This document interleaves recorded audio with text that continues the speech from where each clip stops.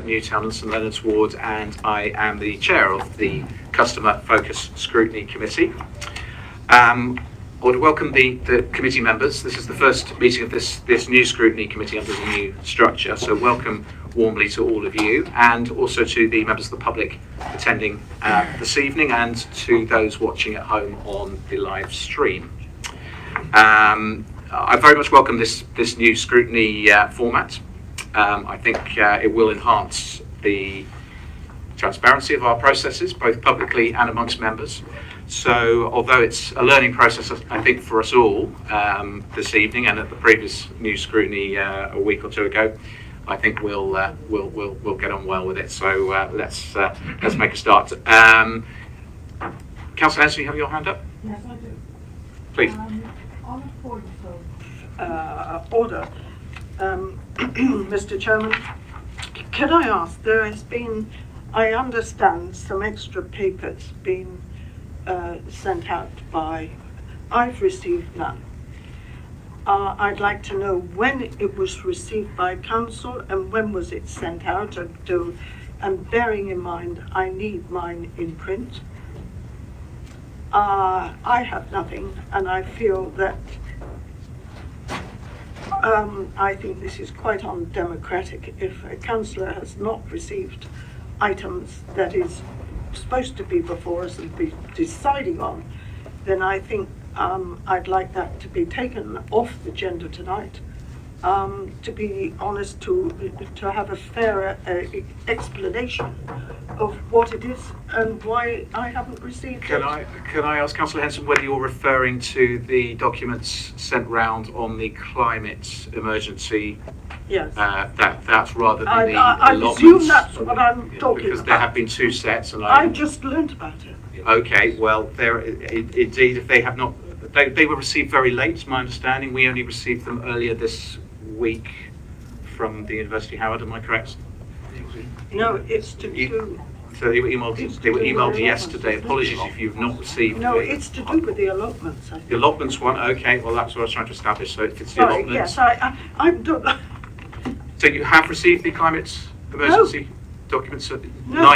Neither those nor the allotments. Okay, I take that on board. The allotments were sent yesterday evening. Now that was I gave permission for those to be sent around to members because I felt that it was important that we had an opportunity at least to have those reports that the Councillor Atkinson have sent around. I totally understand that members may not have had an opportunity to read all of those. They do form the presentation, the statement that Councillor Atkinson is giving to us at that agenda item this evening in a little bit. So I don't think there's anything in those that she won't be covering.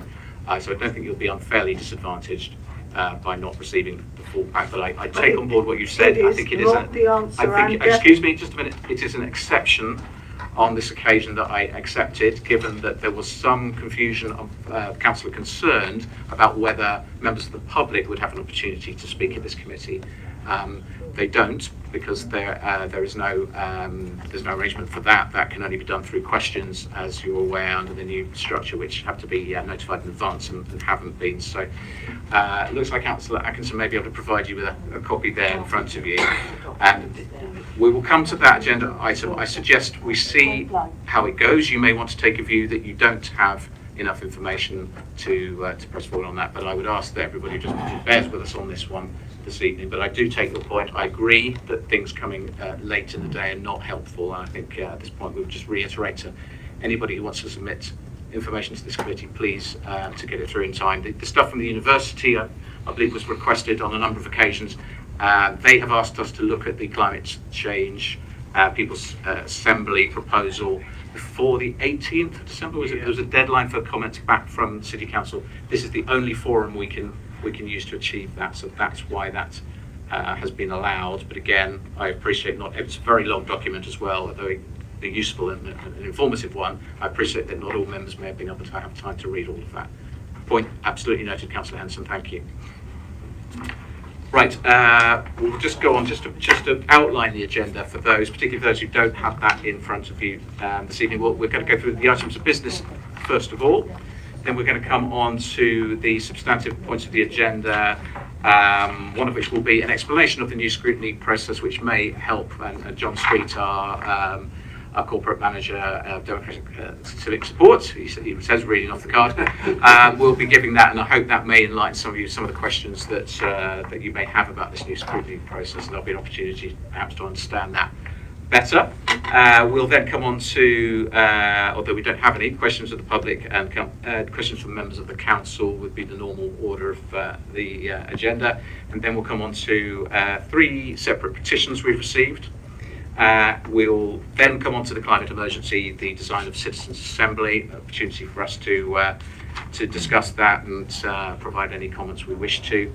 And then the final item for this evening is the consideration for items for future meetings, which we'll come to as well. So that's just to outline where we're headed. But we'll start off with the items of business first of all. So apologies, we've had Councillor Ian Quance. I think everybody else is here this evening, so thank you all.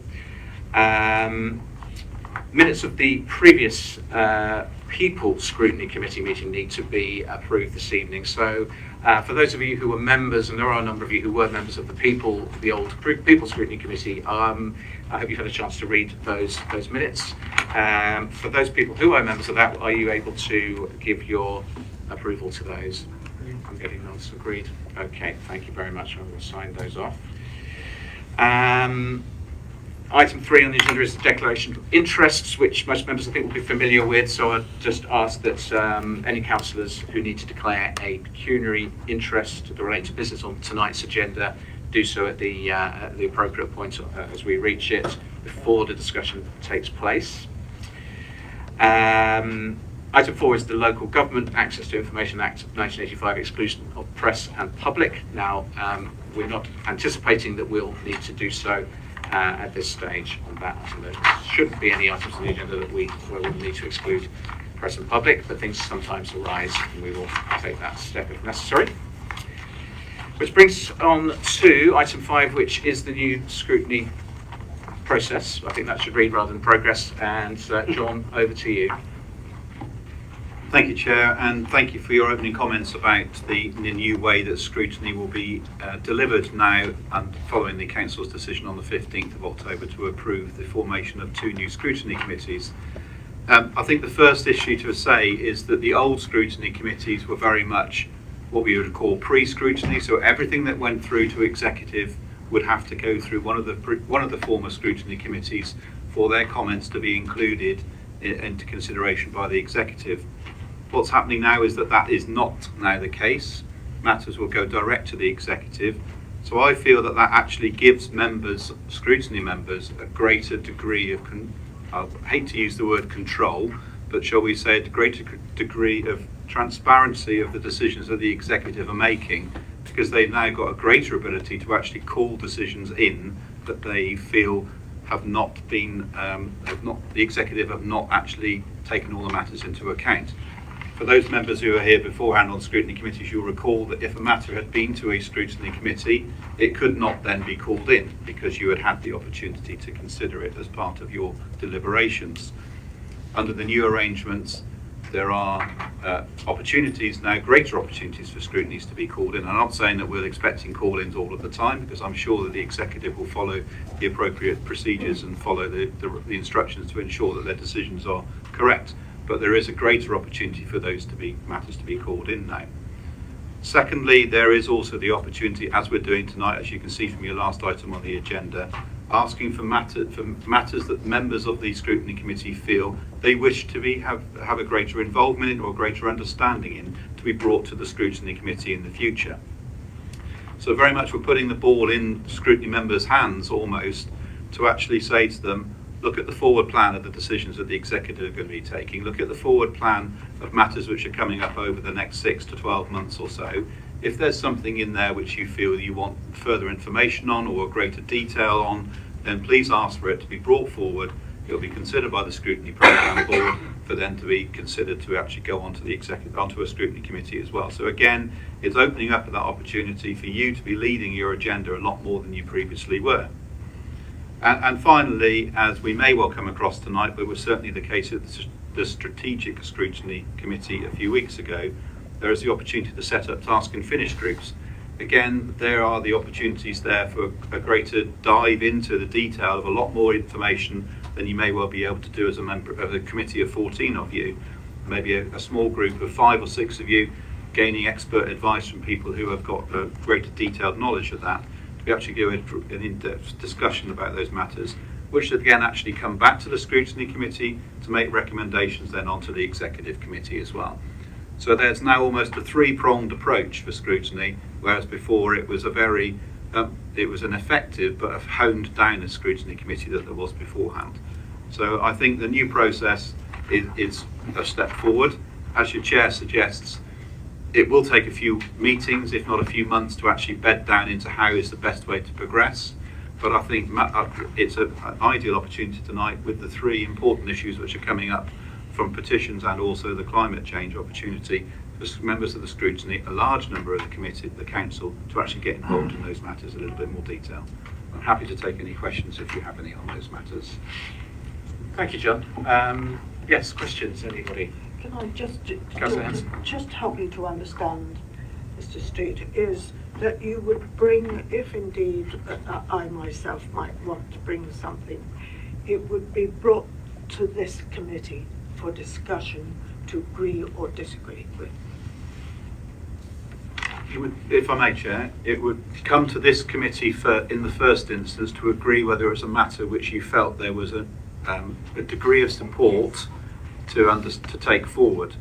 The decision would then go to that recommendation would then go to what's called the Scrutiny Programme Board, which consists of the chair and deputy chair of both of the scrutiny committees, plus a further member of the council, which then looks at all the requests that have come forward for matters to be looked at, to ensure that there is an even spread across the strategic and the customer focus committee requests, to look at the resource implications, because no matter what we may feel, there is always a resource implication against everything that the committee is looking at, to see how that can be best addressed, and actually to spread that load across the authority as well, because we've got jobs to do, if I may, and we've got resources which we've got to try and spread as best we can across the authority as best we can to deliver that.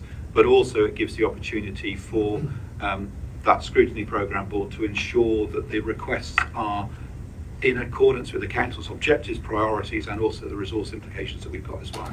Could I just say,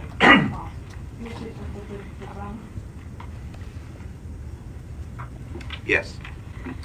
There are 5 members of the Scrutiny Programme Board, 3 from the leading group, 2 from the opposition groups. So it's the deputy chairs of both scrutiny committees who may recall our leaders, our representatives from the opposition groups. Any other questions for John? Okay. All right. Are you sticking with us this evening? That may be helpful as we embark. Best way is to dive headfirst in, I think. But I'm sure questions will come up as we go through and over the months to come. Thank you very much. Okay. So on to item 6, which is questions from the public under Standing Order 19. Now we haven't had notification of any questions from the public. Which, just to remind all those present, need to be received by 10 a.m. at least 3 working days prior to the meeting. So we haven't had any notification of those. This leads us on to item 7, which would be questions from members of the council under Standing Order 20. Once again, no notifications of questions from members have been received. So item 8 is to receive a petition regarding a request for repositioning a bank that has encroached on Alphington allotments. Now, Councillor Yvonne Atkinson has asked to speak on this subject tonight, and I have agreed for her to do so, and she has, as we've already discussed, provided some paperwork on that. You're not limited to time, Councillor Atkinson, but I would ask you to be succinct as you possibly can this evening. The floor is yours. Thank you for giving me the invitation to address you today. I'm sorry that not all of you have received the papers which were sent round yesterday, so I will take a bit more time to introduce this matter. so that I can set the scene. It was my intention to set the scene.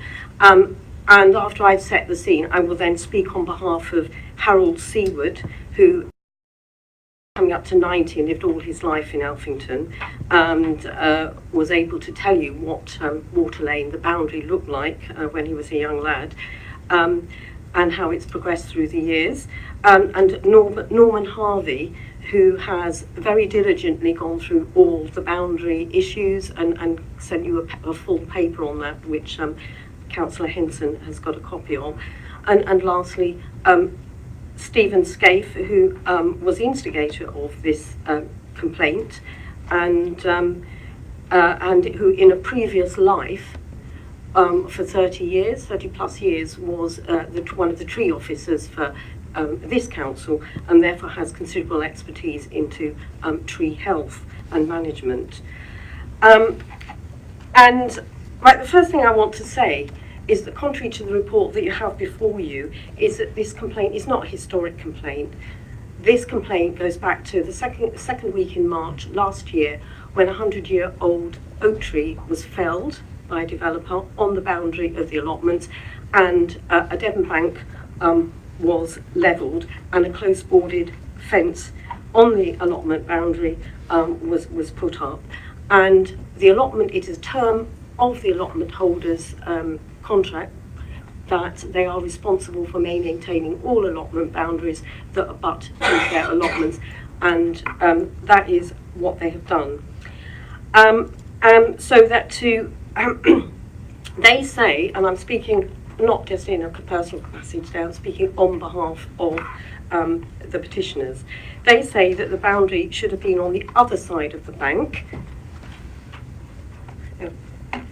It will become clear, and not where it is. And it is true that previous to this, however, which is possibly what is referring to, the allotment, one of the allotments holder had raised a question about another boundary in Clapperbrook Lane in relation to the planning application in 2013 here. And in that instance, planning apologised, and his view of where the boundary was upheld. So there have also been other issues about the felling of trees and hedgerows along Clapperbrook Lane, have also been raised while this development's gone on, and myself and one of the other ward councillors, Councillor Warwick, we've been successful in some of that, dealing with some of that, and in principally getting the developer to agree to plant a native hedgerow to replace the one he removed on Clapperbrook Lane, in front of the non-native hedge that had been planted by him with the consent of Exeter City Council planners. And I've included photos of this, but in this presentation I'm trying to confine myself to the allotment boundary, not the issues on Clapperbrook Lane. So, first of all, before I go there, I'm going to say why am I here and these recommendations. So I'm going to tell you what I'm asking for. I would suggest that the following are an appropriate response to this position. That one, an independent surveyor's review is carried out of the boundary along the allotment with the development, taking into account the evidence that we've put before you today, and an on-site inspection, and so that the independent surveyors undertakes their own research.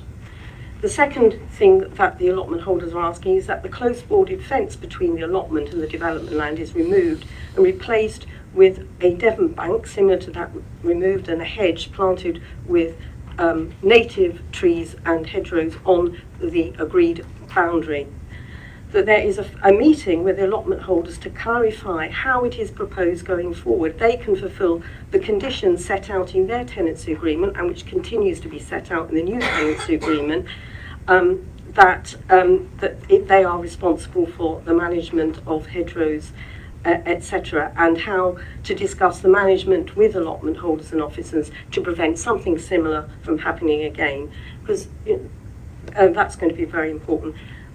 Next, I'm asking for a task group is established excuse me, to look specifically at how planners have approached this, and how planners actually seem to be allowed the removal of this bank and hedge and the felling of this 100-year-old oak tree. And the purpose of the task group is to investigate, thank you, what powers planners had in March 2018 to prevent the removal of the bank, hedge and trees, and what powers they have now. So it's establishing their powers. Whether planners did enough to protect the trees and hedges on this site and any other sites it is aware of. What lessons can be learned? Because this is not just about blame here, rectifying this problem. It's about making sure it doesn't happen again. So the fourth terms of reference would be to review best practice policies and decision-making practices against the planning and TPO legislation, the National Planning Framework, and produce guidance on how planners can use TPOs and planning conditions to protect trees, banks and hedges from development in the future, and how delegating decision-making is exercised in relation to these. Fifthly, to consider recommending that it is a requirement all planning applications be accompanied by a full tree, hedge and environmental survey, including which trees exist on the whole of the development site and whether these are covered by a TPO, so that conditions can be attached to protect what is there and TPOs instigated if necessary. 6.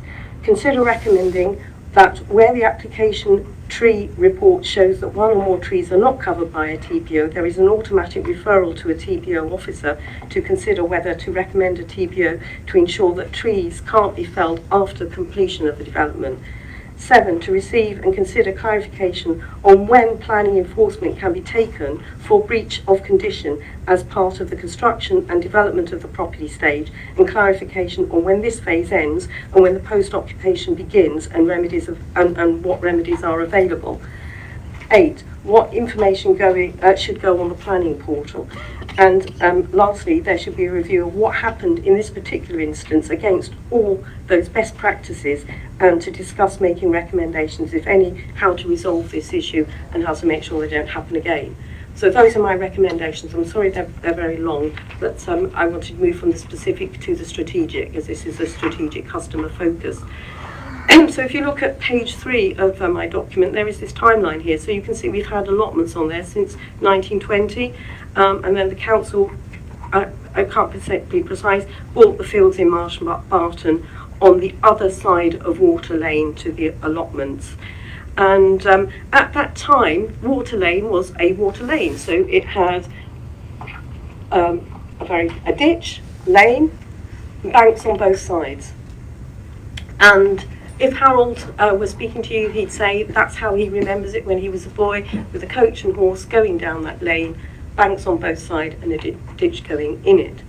So then we fast forward to 1972, when that 1 acre site was sold to a Commander Arnold, and the conveyance says two things. One says there's no right of light, and it says that the ditch is sold to the land which was sold. So what we are saying is the bank, the ditch was sold, but the other bank remained with the allotments on the allotment side. If you look at all the pictures, that would be a bank which goes on the whole length of the allotment site fields. So then we come to 2013, when outline planning consent was given, and it was a condition of the two-house development that no trees should be felled. In 2017, I've got this in a question mark because I'm not clear about it, the reserved matters consent was given to revise the planning consent so that 2 extra garages could be built, because initially they're going to be integral to the 2 houses to be built there. And as a result of that, a mature willow tree was cut down to build a garage by the entrance to Water Lane. Okay, so I think around about 2017 the development began, and then, as I've already said, we go to just a year ago, 16 months ago, this is not ancient history, a 100-year-old oak tree was cut down. Councillor Warwick then sought answers to this after this was raised, and I've included as appendices to these some of the questions and answers he got. Some of those, as I've already said, referred to taking enforcement action. The planners agreed to take enforcement action to reduce the height of the 2 new garages, which are going to be 2 stories like 2 new houses, to 1.5. And Councillor Warwick and I discussed with the developer to plant these native hedgerows along Clapperbrook Lane. And we go to this year, nothing happened. We couldn't get answers to our questions, and a petition was received. And then I tried to review, in the light of that petition, get some more answers until it was presented. So you will see from the report that council officers have formed a view of where the boundary is and who owns it. The allotment holders, and these three gentlemen here, have never been consulted or been informed about the council's view or any action that the developer or the council has taken in relation to this boundary before the hedge and trees were felled. There was no consultation with them whatsoever over this. And the allotment holders considered the council officers are mistaken, but they're continuing their mistake by refusing to deviate from their view despite evidence to the contrary. And their belief is that the refusal represents an attempt to cover up mistakes that led to a failure to protect the trees, bank and hedge, which, as the report confirms, has had a deleterious effect and impact on the landscape of the allotments and has affected the allotment holders' enjoyment of their allotments. They also say that the development has had a deleterious visual impact on the whole of this area, Clapperbrook Lane, which is very much enjoyed by the residents of Alphington, and we should be encouraging this kind of enjoyment under Wellbeing Exeter. I'm pretty convinced that after you've heard everything today, and as Councillor Henson has not seen it, you will not be able to determine where the boundary is. But I hope you will hear enough to be satisfied that the way to put this to rest is to ask your council officers to use their delegated authority to get an independent surveyor's report now to put this to rest. I think that's what we need now, and they can agree to do that with you today if you were to ask them. But why is this important? We need to know if the allotment is owned, if the council own that boundary, so that we can get that appalling close-boarded fence removed and the bank reinstated. And I welcome the officers' acknowledgement in this report that an eyesore has been created there, and their suggestions to improve it. But it's not an ideal option, and it's not an ideal option because this person who lives there now could agree to it. If somebody else moves in, he could say, well, sod it, I'm going to put back a close-boarded fence, and we'd be back to square one. So we do need to resolve this boundary issue now, otherwise, we're sort of hostage into the future. And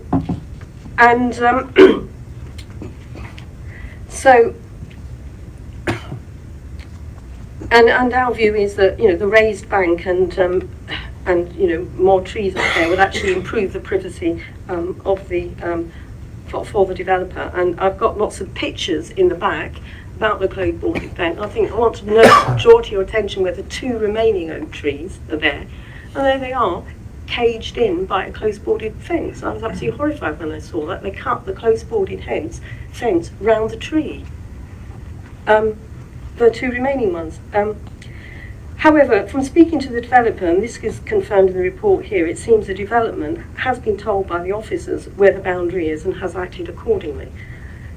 So you can see that we've been trying to sort this out. So I was quite interested to receive 3 weeks ago this inquiries before contract answers, which is contained in the report for you today, because we've been trying to get that information, and it's only just suddenly come to light. However, that doesn't solve the issue for the reasons that I'm going to be saying later. It merely confirms, I think, what we're already saying, that the ditch and the boundary was sold, but not the boundary to the allotment. So that's why I can come back if there's time, or if you've had enough of me, I won't, into the other paper which deals with some of the conveyancing issues. I just want to turn my attention now to planning, because I think I was actually shocked by the planning portal document website. It really doesn't give me enough information to know what's gone on that planning application and all the changes to it. And so I can't find any information on there about the new garages that were agreed. I can't find any information on there which tells me about the consents and the replanting. And so there are no environmental tree reports. This planning at the portal shows there was no full tree survey, no reasons for consents given by the council under delegated authority in relation to the reserve matter. So my first concern is the apparent lack of transparency in the planning portal, and that's why Councillor Warwick and myself had to ask additional questions, because we couldn't go there and find the answers. So let's have a look at what planning is saying. The report before you confirms that when the planning application was made, there was no TPOs on the allotment boundary. And at the time that was made, there were 3 significant oaks, 2 of which remained, and a willow, amongst other native species on that boundary. Only 2 oaks remained. The report tells us that if the council owned the land, no TP would be required, and the council has confirmed that no TPs are ever put on council-owned land, as trees cannot be cut down without the council's permission. So that's a bit of a clue there. There was no TP on it, and why wasn't there? It's because the council thought they owned it. And some officer has got it wrong since then. So as no TPO was there, it is suggested that this has always been considered to be owned by the council as an allotment boundary. If you do not agree that the trees belong to the council, the trees could still have been protected by planners under planning law, but yet they've still been cut down. The sale of the land planning design brief says that all trees and hedges will be retained. I was told by council officers in a letter the following: the outline consent of 2013 has a condition stating no trees on or around the site shall be felled without the consent of the planning authority. The felling of the tree would be in breach of these conditions. However, due to the additional planting approved in reserve matters application and the absence of a TPO, it would not be expedient to pursue a breach of condition.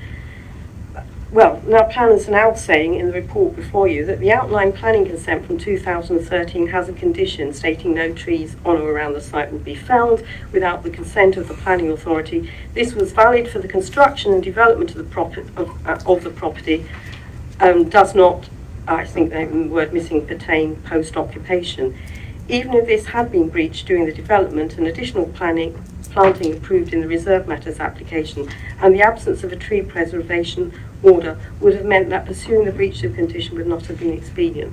So both answers seem to be inconsistent. One is saying the consent was given to cut it down on the basis of a replanting was agreed, and the other is saying and could be enforced, and the other is saying no, it couldn't because the developer had been moved into the property.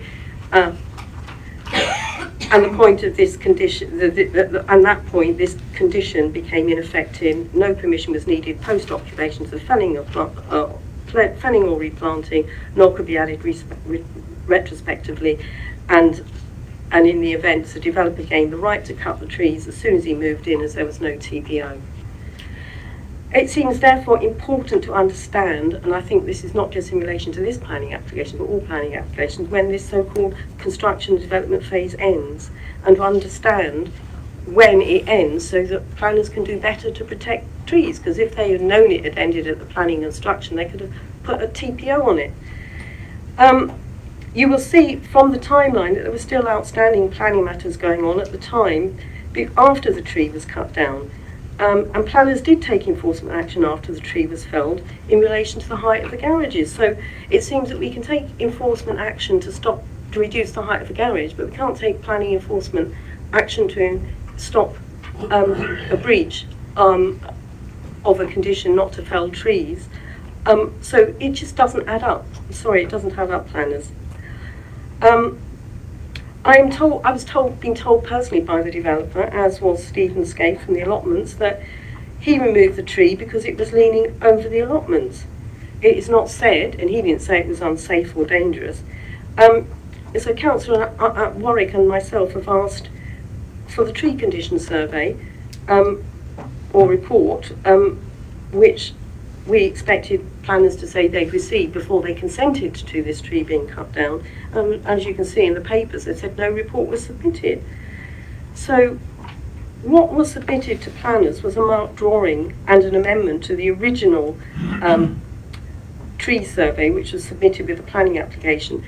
And it can be noted that the original drawing submitted with the planning application omits the 2 retained oaks, the ones now in between a close bordered fence. They were not even on the original tree survey. But the amended drawing shows the oak has already been felled when the replanting drawing was submitted, and I've included that in an appendix.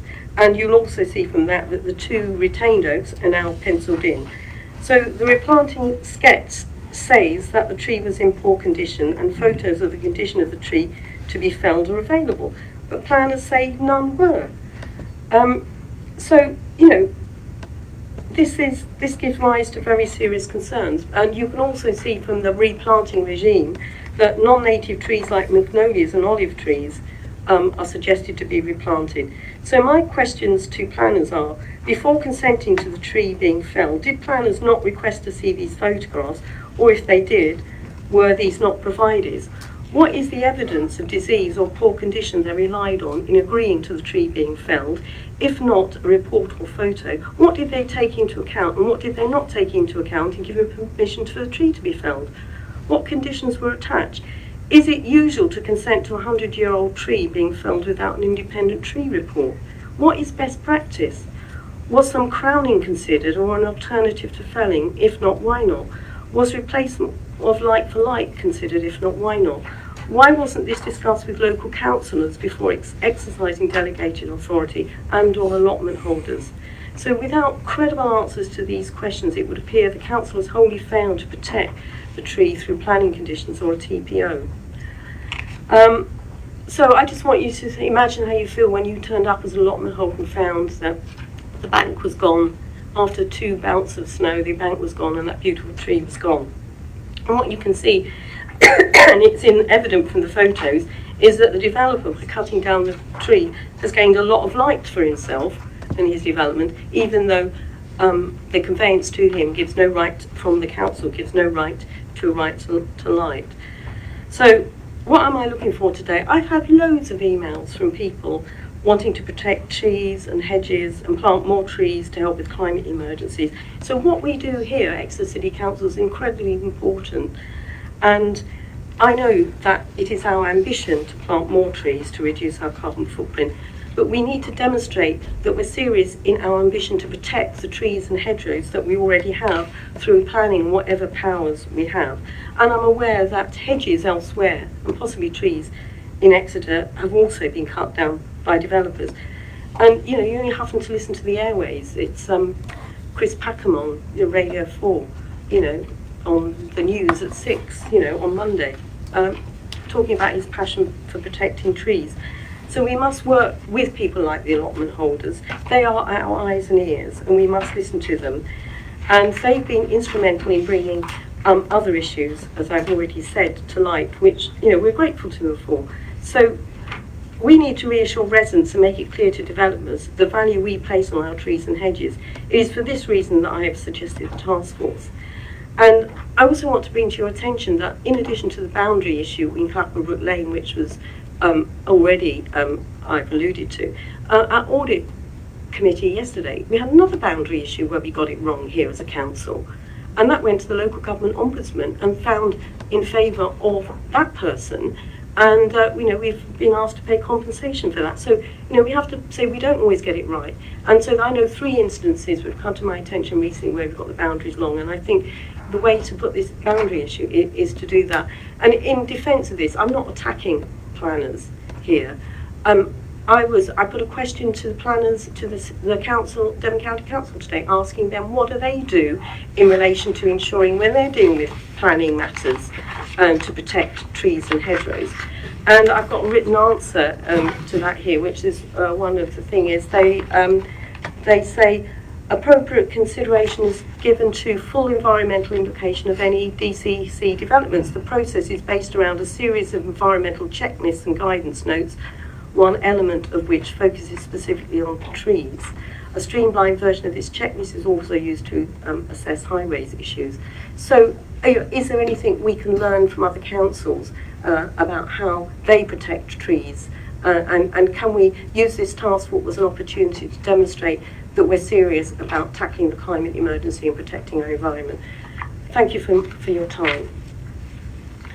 Thank you, Councillor Atkinson, and well done for contending with the bad cold I know you've had. So, I am going to ask the relevant portfolio holder and director to respond. Before I do that, are there any brief questions for Councillor Atkinson, just as a matter of clarification? I would ask both the questioner and Councillor Atkinson to be brief. Councillor Oliver.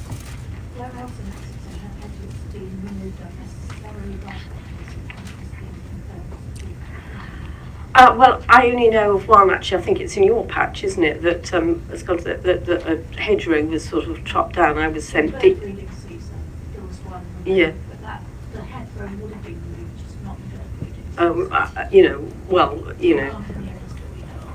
well, I don't know, but there could be, and it's important to address all of the issues. But I'm aware of that. I was sent photos of that one. I could tell them, yeah. Any further questions or clarification? Councillor Henson. I would like to say, and I support exactly what you're saying. I have one at Tesco's, which was totally, trees were taken down, and 100 old tree taken down. And we only stopped the developers ourselves, the residents did, and to ask them what the hell they were doing before even planning, it got to planning. And when it was, but the officers are from the planning have looked into it, and I believe that's going further. But it is a thing that planners do tend. Councillor Henson, is there a question for clarification? That's what yes, I asked. that is that. Yes. Okay. Can I? I'll be able to speak later. Okay. Yes, absolutely. Thank you. Okay, I will ask the relevant portfolio holder, Councillor David Harvey, first of all, to respond. Thank you, Councillor Harvey. Thank you, Chair. Members, some of you will know I'm an allotment holder myself, and I don't know, many of you probably don't know that I'm currently embroiled in a boundary and access dispute with some family woodland that my family own in Shropshire and have been for several years, so I'm well aware of the issues surrounding this. I'll just clear up the hedgerow issue to start with, because that was down to me. It's at Gypsy Hill Lane. Planning permission has been given to remove the hedgerow and to reinstate. And what happened was it was removed in the bird nesting season, which is illegal and is against the 1991, I think, Countryside and Wildlife Preservation Act. When I reported the matter to planners, they told me it was a criminal offence and I ought to go to the police, because they had planning permission to remove the hedge but hadn't done it during the correct time. I went to the police, who lo and behold told me that the evidence had disappeared, which is clearly what I was pointing out, that this hedge had been taken away. But hey, that just demonstrates some of the rules and regulations surrounding these issues and how difficult they are. I don't particularly want to go into those rules and regulations because David here, the director, will go into those. But what I will say is that in terms of independence, I'd like to think that I'm probably, in this case, not independent. Being an allotment holder and a lover of trees myself, described by many as a tree hugger, I would rather think that I'm probably, if sides have to be drawn, would be on the side of the allotment holders. However, I attended the site with Councillor Atkinson and looked at it. I then came back and, without any bias or predetermination, looked at the conveyancing. I am completely satisfied that the boundary is in the place where the council say it is, not where the allotment holders say it is. I have seen the conveyancing and I have been on site, and I am quite happy with where it has been. Right? The council has, as Councillor Atkinson has said, suggested looking at replanting a boundary hedge, because that clapperboard fence is, I will admit, not the prettiest of things, and I am extraordinarily sad to see the loss of that oak tree. with regards to tree protection orders as a whole, I've done some work on this, and do many of you know what a Judas tree looks like? Yeah? Well, one of my residents has a Judas tree in their back garden, and they wanted a TPO put on it because they thought it was a very valuable and significant tree. We asked the tree protection officer to go and look at it. He or she did so, and we were told that no, we couldn't have a tree protection order, a TPO, on this tree. So we asked why, and we were told that it was because of not of special interest in the city of Exeter, because there already was one. Right? So no matter how much you, Councillor Atkinson, the allotment holders, and indeed myself, may love mature trees which are not diseased, not in danger, there is no protection, and in fact the planning officers would be in dereliction of their duty if they were to go around slapping willy-nilly tree protection orders on trees which we think are valuable to the community. They put TPOs on the remaining ones. They put TPOs on trees for various different reasons. What I'm saying to you, Councillor Atkinson, is that you cannot always put a TPO on a tree simply to protect it because you like it. Yeah. Now, what I am suggesting here is the element of your recommendations which ask for people to look at whether we can alter regulation in order that trees of mature trees, other trees of interest, of quality, can be added and protected and looked after. I would like to see that, and that element of your recommendations, I would very much like to see if with the planning officers that we could look forward to doing something about that. But at the moment, and particularly in regard with our views towards our stated intention to get into carbon neutral by 2030. So I think that element of your petition is something that we could look at in the future. But in terms of the actual detail itself of what's actually gone on here, I think it's better that the director actually puts that forward. Yes, if I bring in David Bartram, who's the director responsible for this area. David. Thank you very much. Good evening, everybody. You've got my paper in front of you. It's 3 sides, and that presents the council's position in this matter. I could have attached lots of additional paperwork, but thankfully this is actually very simple. So Councillor Atkinson may not view this as a historic complaint, but we have scores of letters over the issue of this particular boundary from an individual which date back over 6 years. This has taken up scores, if not more, hours of officer time across the various departments. But our response has remained constant because we are confident with this. Councillor Atkinson speaks very passionately about this case. Unfortunately, there are certain key facts in the presentation which are not correct. So the land was sold in 1972, but importantly, as you can see from the pre-sale inquiries, the southern boundary was not retained by the council. In the presentation, there was a reference to officers forming a view where the boundary is. It's a professional opinion based on the facts of the sale. So in 1972, we sold the land up to and including the boundary with the allotments. We are the seller. We defined what was sold and agreed with the purchaser. So the views of others who aren't involved in that transaction are not relevant. So boundary responsibilities and land transfers are not always clear. They're often quite vague. But in this case, it's very clear. Thanks to the inquiries prior to sale, that clarification is in there, and it clearly states that the boundary in question is included in the sale. So the boundary was, and still is, the bank on the southern, the allotment side of the ditch. The bank and the ditch were included in the sale, and so ownership of that entire southern boundary was transferred in the 1972 sale. So the homeowner, who's there now, entirely owns the bank on the allotment side of the ditch and the land on which it sits. So this has been confirmed by senior parks and green spaces management officers and professionally qualified estate surveyors, including the city surveyor. So all removed trees were therefore on private land and not on council land. So the fence line is not therefore encroaching on ECC land, and the boundary was agreed on site by the ECC allotment manager, the homeowner, and subsequently confirmed by ECC engineers. So importantly, both landowners on the side of this embankment are in agreement and there is no dispute. So I've been out on site and I actually think it's really obvious.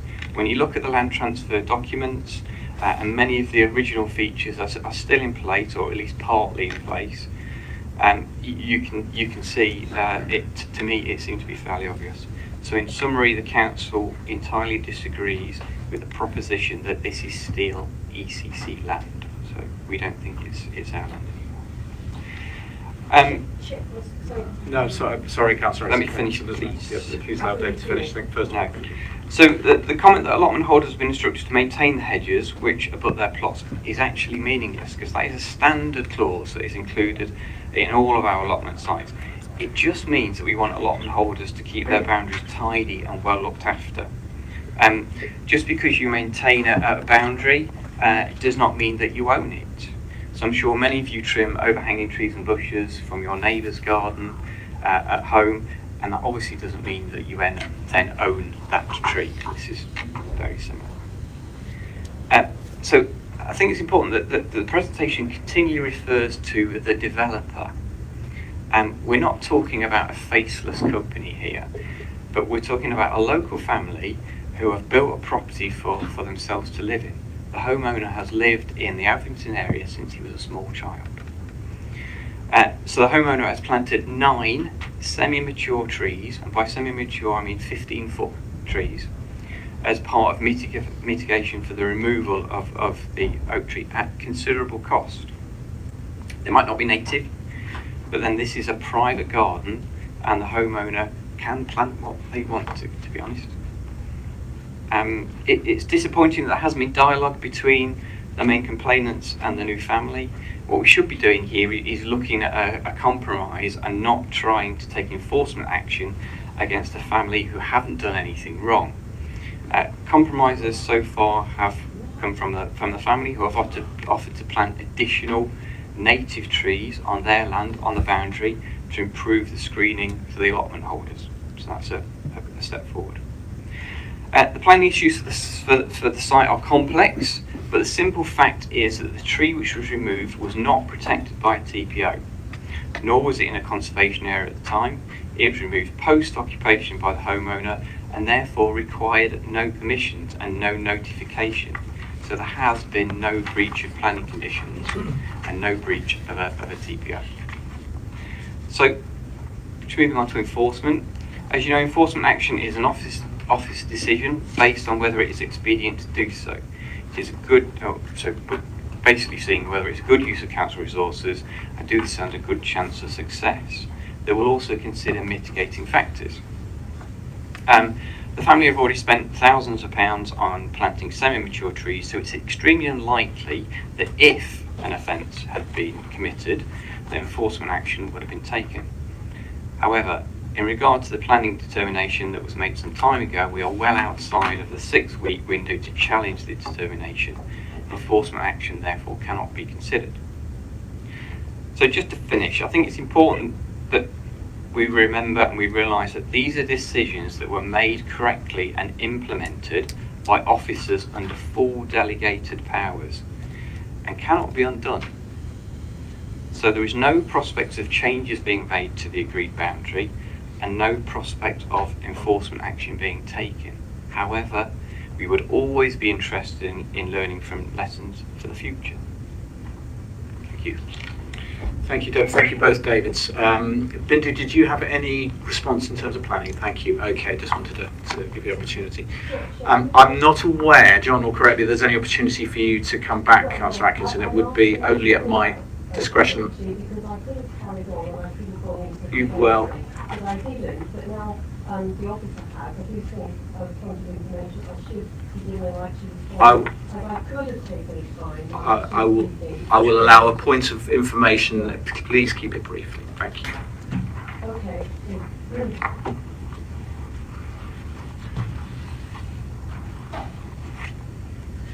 I just want to say that conveyance that he refers is clear, is certainly not clear. And if you could just turn to Norman Harvey's paper, and if you have a look at what the Land Registry says at Annex H, you can see there is the allotment boundary there, and it shows a continuous boundary going all the way around our allotment site. If you look at, if the situation was where the boundary is now, the boundary on that site would be as in Annex 1, which is you would have a continuous boundary all the way round the allotments which belong to the council, except for this little bit of land which belongs to the developer. So you have got a conflict there between the official plan from the Land Registry, when we've asked them what is the boundary to the allotment, and we haven't got a like plan from the Land Registry, which has this little bit nicked out at Appendix I, because that would be what it was.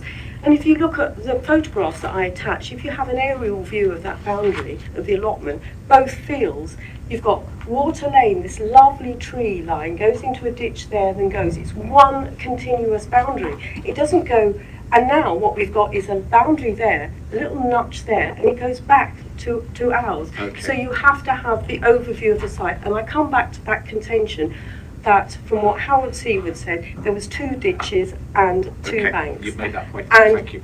it says clearly that the ditch was included in it, and it doesn't say what Okay. David Barton says. That is a question of legal interpretation. Okay, And I'm suggesting that we get an independent to clear that up. You're because- stretching yeah, the point of thank you. information that I've allowed you to the limit, but thank you, Councillor you. Atkinson. Did either of the Davids want to come back on that?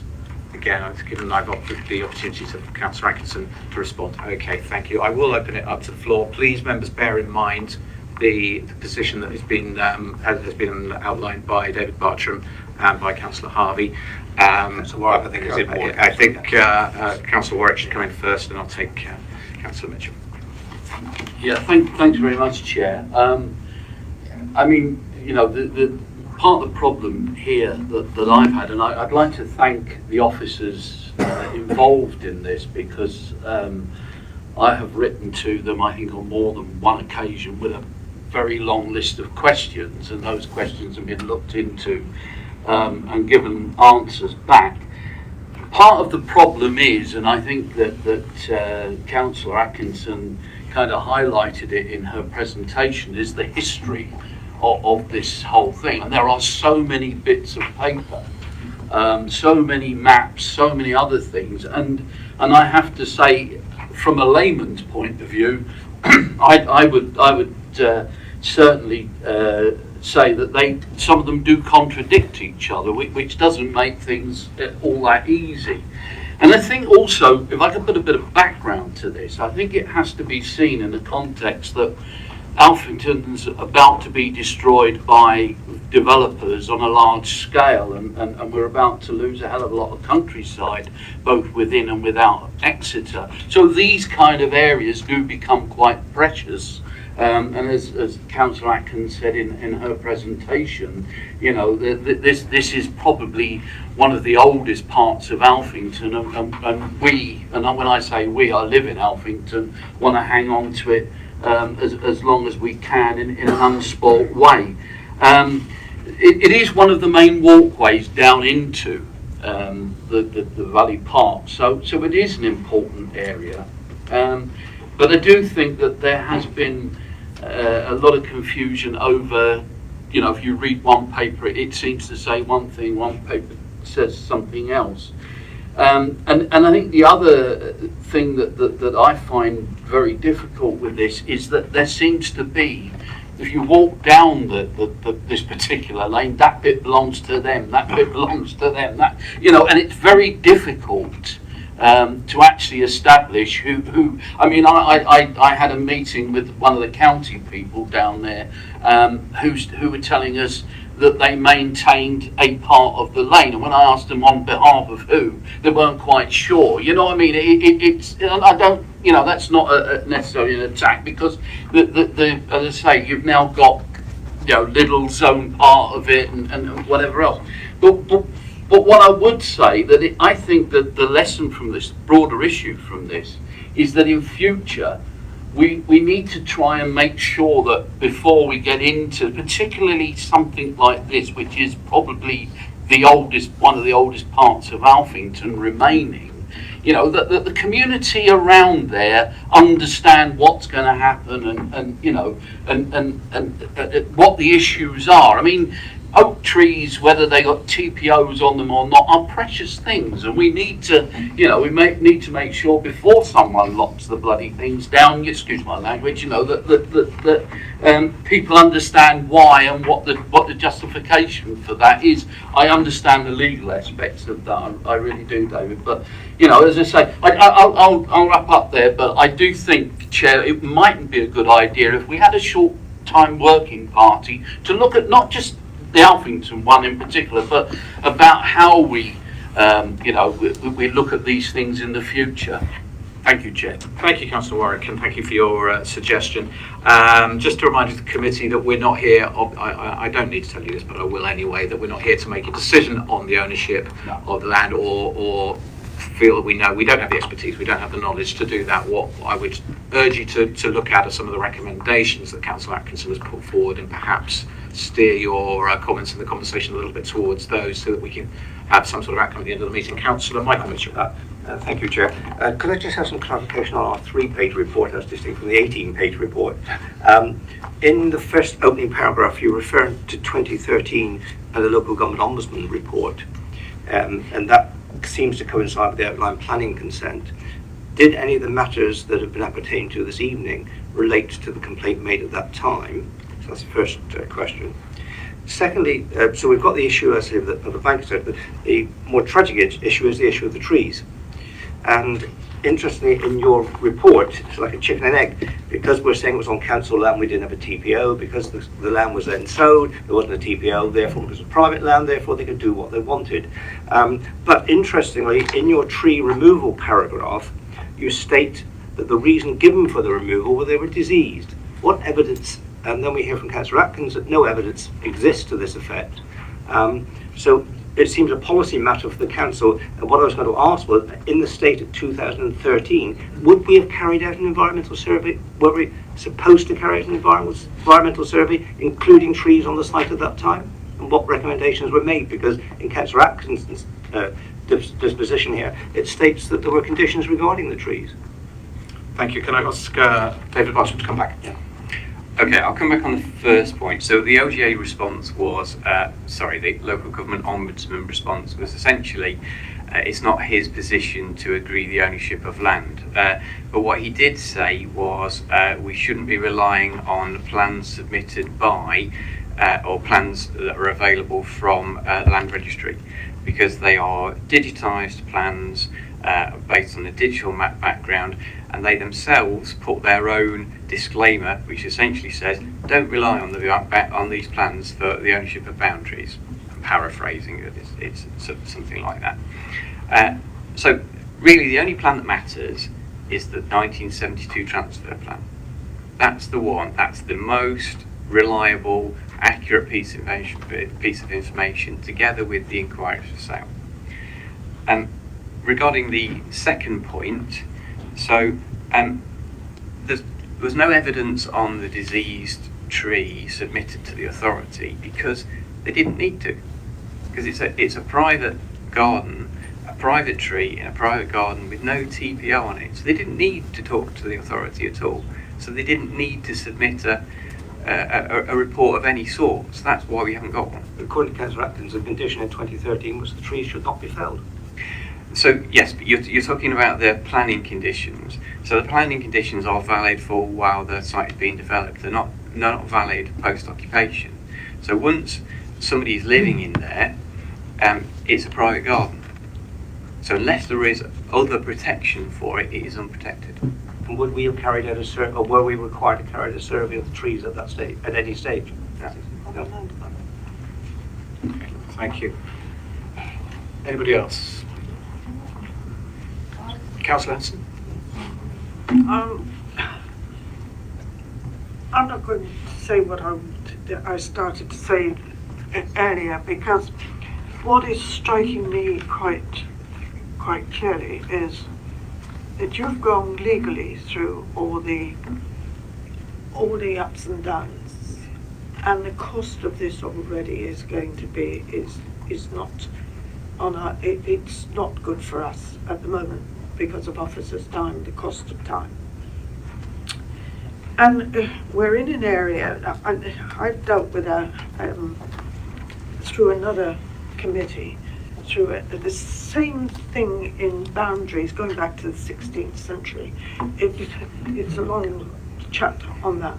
But to try and decipher what was boundaries from that, we're in a similar situation in the whole of that park, because this was in Nadderwater, what I'm talking about. And it's again that Uffington comes around Nadderwater across and in.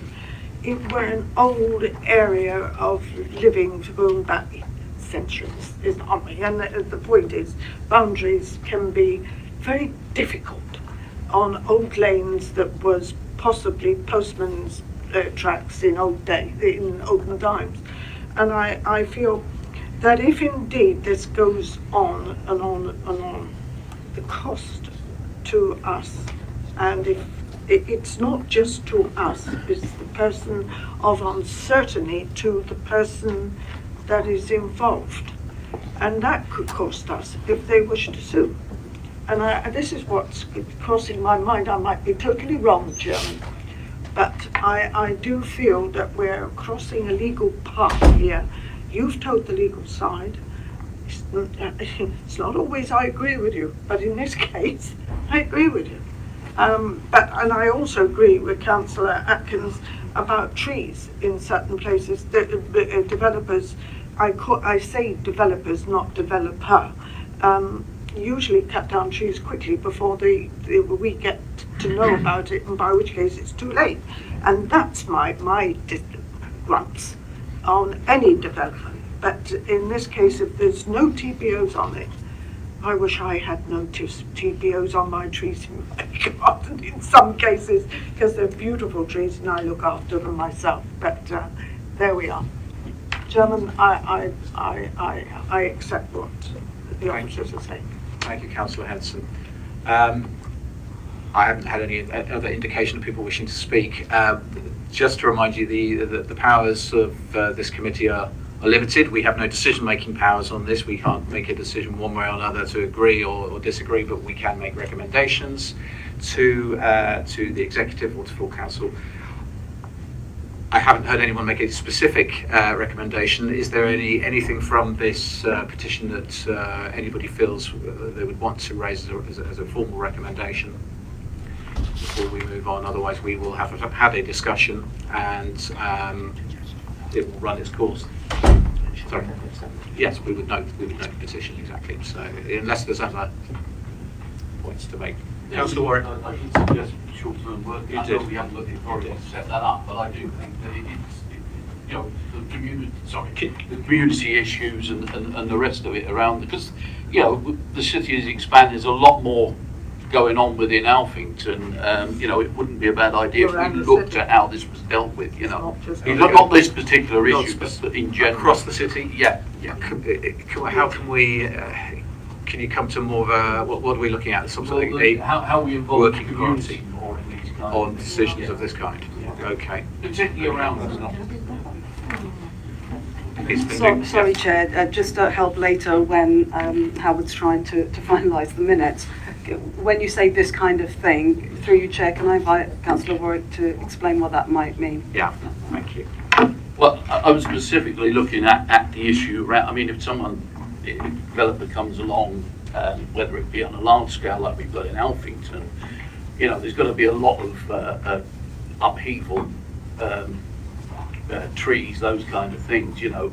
It's about us explaining what we're permitting to happen, what we're not permitting, and what we can permit to happen, what we can't permit to happen, you know, what we've got power over it, because that's where the confusion comes in. People think we can just say you can't do that, and we can't quite often.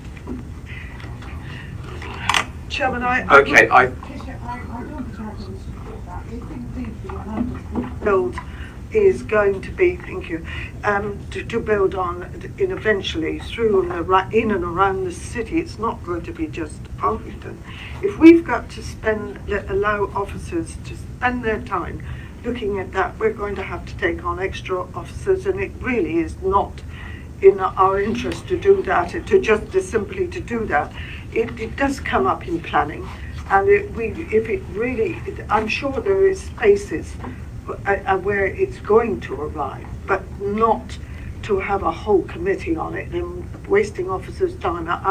I do feel we could spend our time elsewhere. Okay, thank you. Bindu, you want to come in? If it helps at all, part of the Livable Exeter Garden City vision is very clear that we need to look at the way that we engage with communities in a different way. And I think that's what I hear members saying.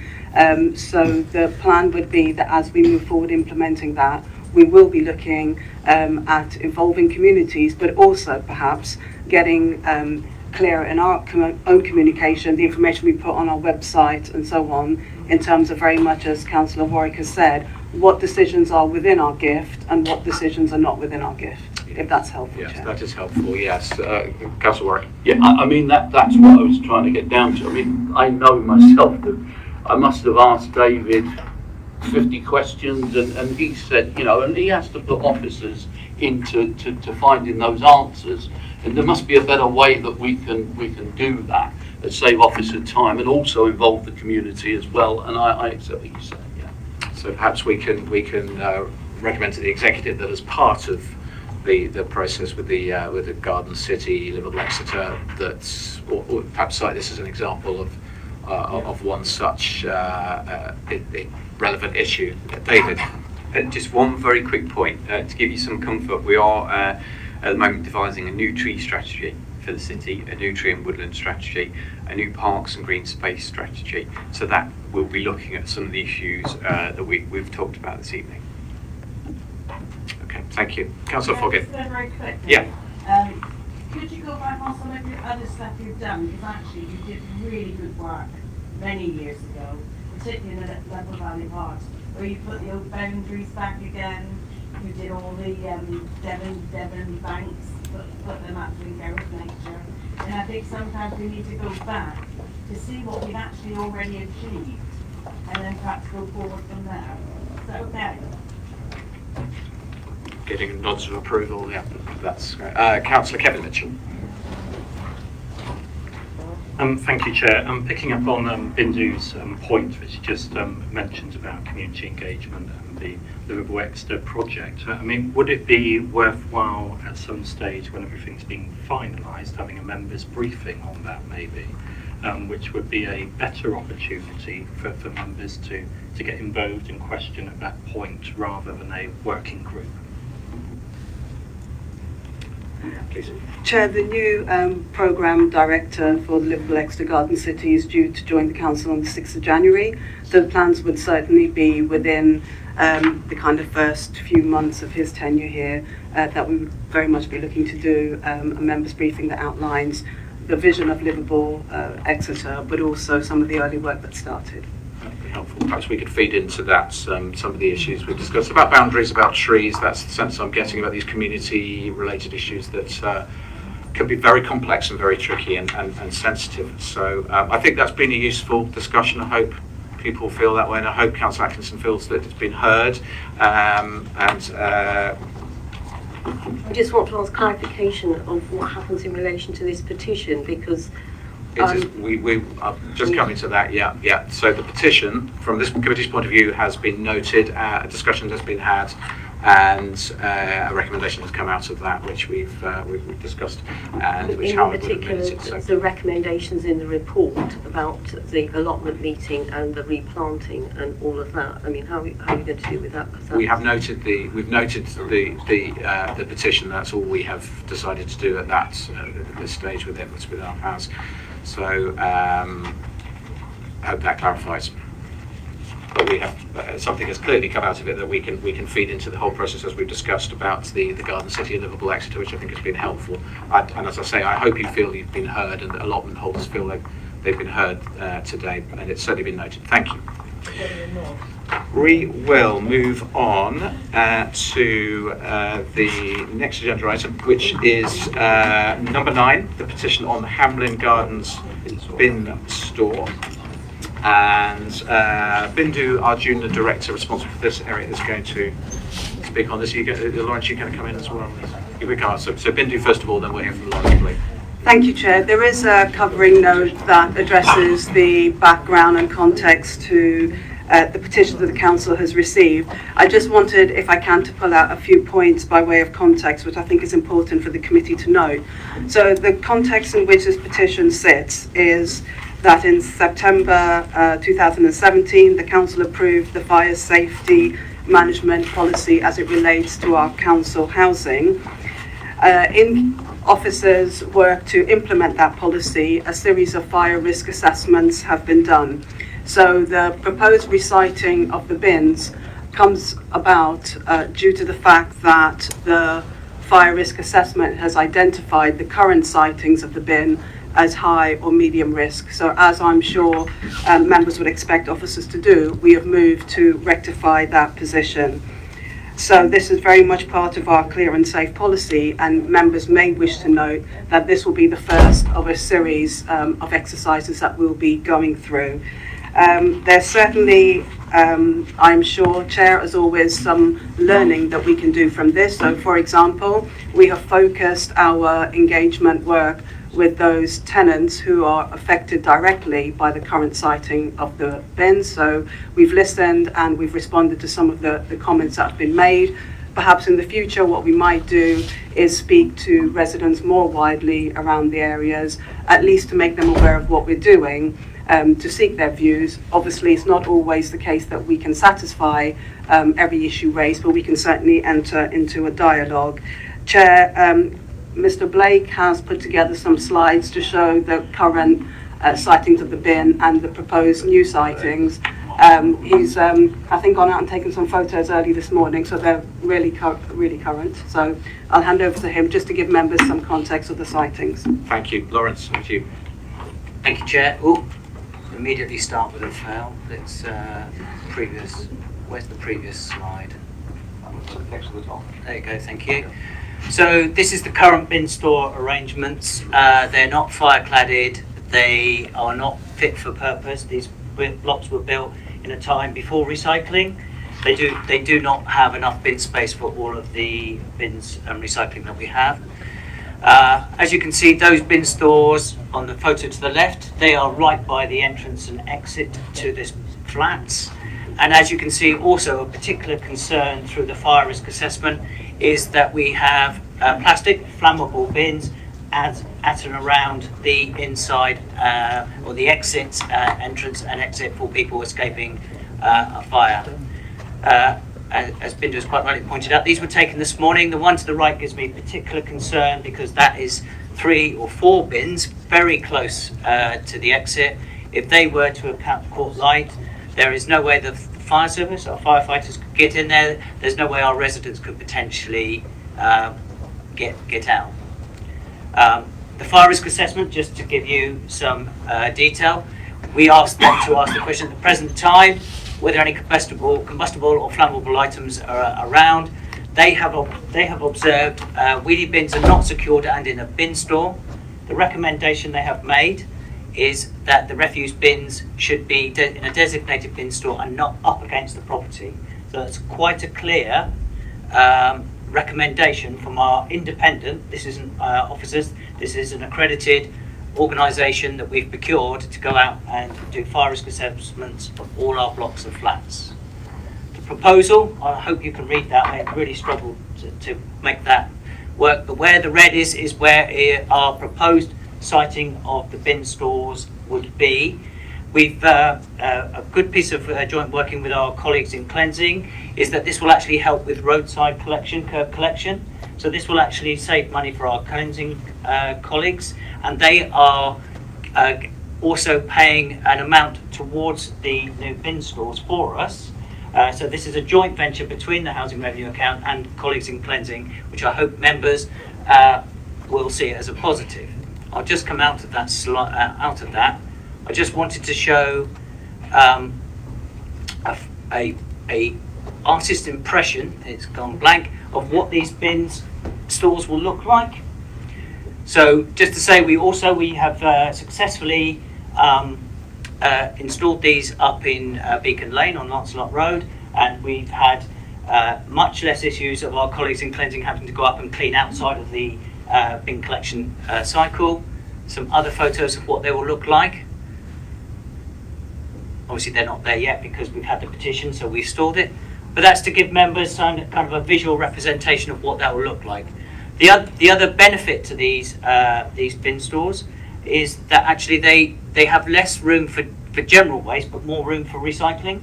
So it is anticipated that we will actually encourage our residents to do more recycling, which again is something that we corporately are aligned to doing. So that's a very 5-minute whistle-stop tour of what officers have been consulting with residents on. We've received a petition which is come to this committee. Happy to take any questions.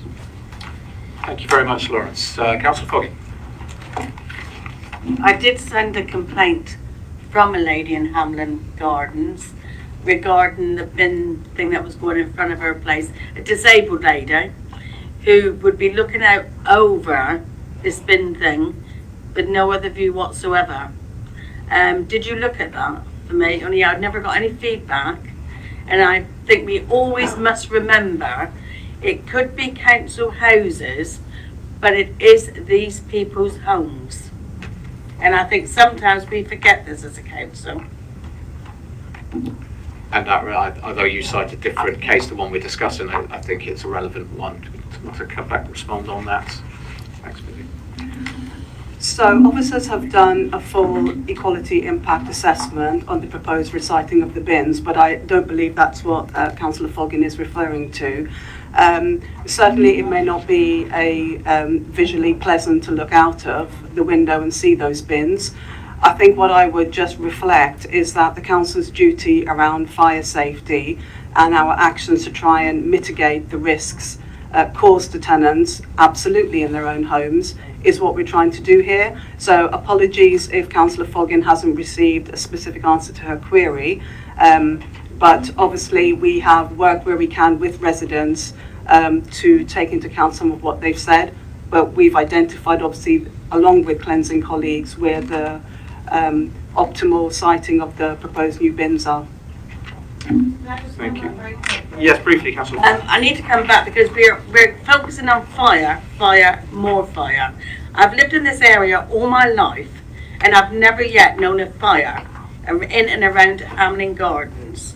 And I get a little bit fed up with this little bit of, it almost feel like you're being blackmailed into supporting things. I particularly like that. I think what you've got there is brilliant. All what I've seen I like and I support.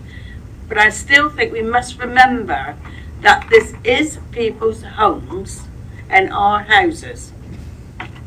Okay, I'll take that as a point well made. Councillor Henson. I was going to echo. I must say, I criticise my officers sometimes, but and sometimes I like that very much, and it's sometimes it's right to tell you, yes, this is all right, just now and again,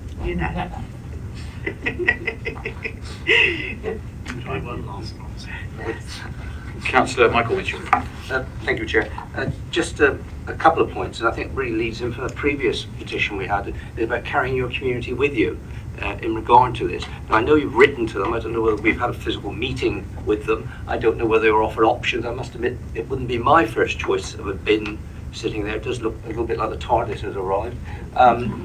In relation to the site and size and impact of it, colouring, textures and whatever. And I often feel that if people are given choices and involved in the decision making, you then get your community agreeing to what you want, whereas it appears if it's imposed upon them, and both the design, colouring, etc., and texture and materials doesn't suit their particular needs, that's when animosity grows up and dissatisfaction with us as an authority. Well, have red ones, yellow ones, and blue ones. So as Bindu stated in the introduction, there were lessons learnt about how we involve our residents in this. Maybe we should have looked, and we will certainly in the future look to learn lessons around involving the wider community. However, what I can assure you, Councillor, is that every resident received a door-dropped letter giving them the at the details of what we were doing and an opportunity to discuss it with us. And those that did come back to us, whether it be via councillors or via their MP or to us directly, we did do individual visits too. Just for context for members, it's also maybe important to note that we are waiting the outcome of the Housing Green Paper, which is obviously forestalled because of the election coming forward. We're also waiting for the results of the Grenfell Tower investigation. There's a second part of that's coming next year. And there's the Hackham Review. And the Hackham Review is already talking about things like individual fire safety evacuations and about recommendations about bin stores being at least 6 metres away from buildings. So we are hoping to get ahead of the curve on this. I know that's not your question, Councillor, but I think it is an important thing for members to be. The aesthetics is, the point was location and appearance. Yes. So what, are there alternatives, or is that just it? They've got to have that lump bit? There are a number of suppliers of bin stores. This was one that we agreed with our colleagues in cleansing was best suited to the purposes and the area. But yeah, of course we can look at that going forward. Thank you. Councillor Warwick. Yeah, might sound like a tongue-in-cheek question, but it's a serious one. How fireproof are they? You know, I mean, I agree with you. I mean, and as a pest control officer, I always thought that having bins inside buildings was a daft idea anyway, regardless of fire. But I did wonder, now they're isolated and out, are they, you know, have we looked whether they're actually bigger targets than they used to be? They are fire compliant. Councillor Kevin Mitchell. Thank you, Chair. I'm sure everyone agrees that fire safety is obviously vital, so the fact that you're taking this forward needs to occur for the safety of the residents in those properties. One question though, if I may, in terms of future-proofing this, because obviously we've got the cleansing review, etc. going on as well. Have we taken that into account to ensure that this is future-proofed so that we don't have to replace them in a short period of time? Through you, Chair, yes, absolutely, and that's why they helped contribute to the cost of the changes, so they have been future-proofed for the new collection. Councillor Foggett. Knowing the patches I do, older people and less able, I think, will be probably storing stuff indoors. Would that not be a bigger fire hazard, or are we going to arrange, well, I don't know, how is it going to work?